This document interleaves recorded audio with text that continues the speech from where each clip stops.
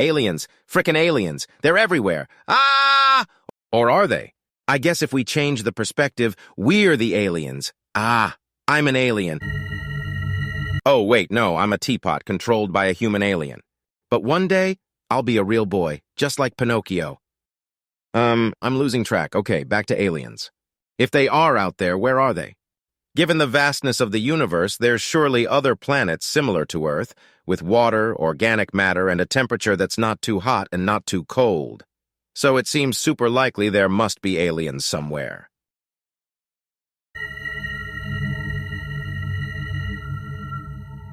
One day, in the summer of 1950, three physicists, Enrico Fermi, Edward Teller, and Emil Konopinski, while on their way to lunch, were discussing some recent reports of UFO activity and the high likelihood of alien species existing in the universe.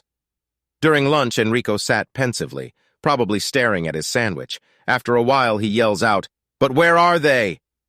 And so the Fermi paradox was coined. The Fermi paradox highlights the discrepancy between the fact there is no conclusive evidence that aliens exist, despite the fact that many scientists, particularly physicists and mathematicians, rate the likelihood of aliens existing to be incredibly high. So, are they out there or not? Many people still think they are, and it's other factors that have prevented us from coming across them.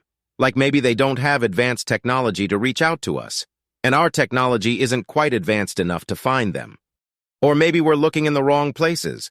We assume alien life must exist on planets similar to ours, but what if they can exist at temperatures and in atmospheric compositions and pressures that would absolutely obliterate a human or any organic life?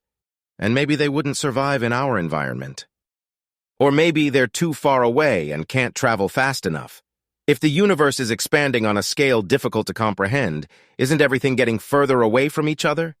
If that's the case, maybe there's a nice, friendly alien sat in its super cool spaceship, hurtling through space looking for alien pals just like us. But because the universe is expanding, it can't travel fast enough to actually reach us. In fact, even though it's moving forward, it's kind of moving backwards and getting further away from us. Frickin' frustrating, huh? All this alien wants is to give some other alien species a high five or a sook snork or whatever, and they just can't get there fast enough. Poor guy. So what about you? Do you hope they're out there or not? Either way, it's intense to think about. Being the only planet with living things on it in the entire universe is mind-boggling.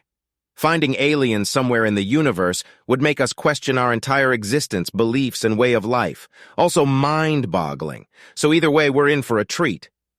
If we don't become extinct first.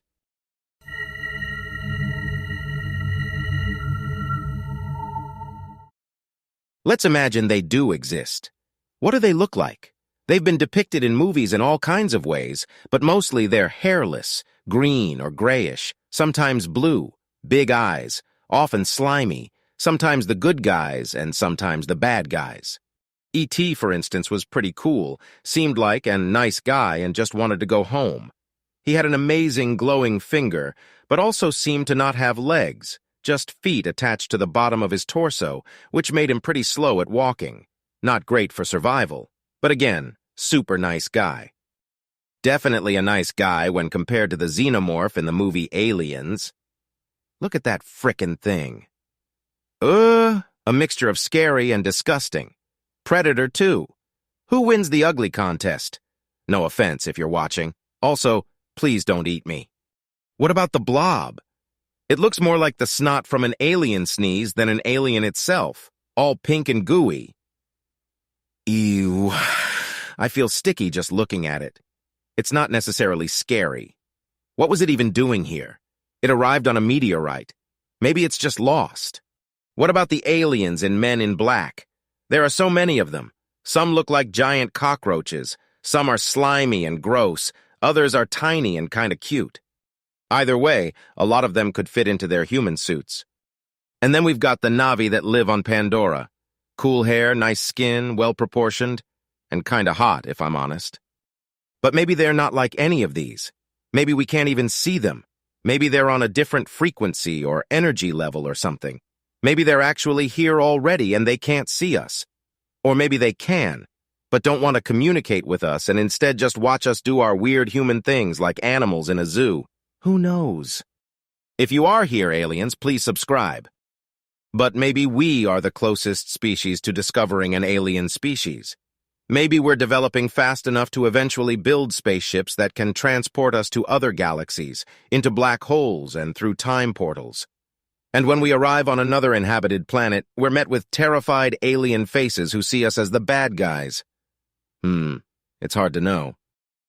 What if any life we discover doesn't want anything to do with us, and they don't want us anywhere near them? Get out of here! Get your own galaxy, is what they might yell.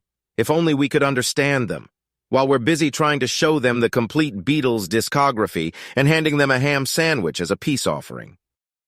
On the other hand, if aliens discover us, they may think we're primitive and self-destructive. They may take a quick look and a quick sniff and decide to keep going.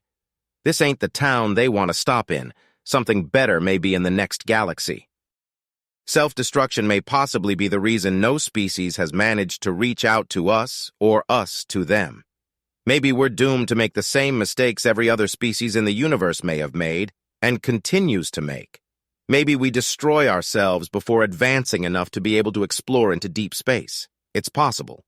It may also be possible that the advanced technology an alien species developed is all that's left of them, like an AI system on the other side of the universe, slowly gathering energy and expanding.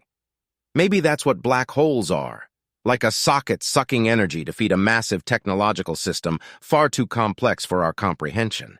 That's kind of scary to think about. Whatever aliens look like and whether they exist or not, it's cool to think about. What do you think? Comment below. And thank you for listening to a Teapot's Existential Thoughts. I hope it filled your teacup. Love you lots.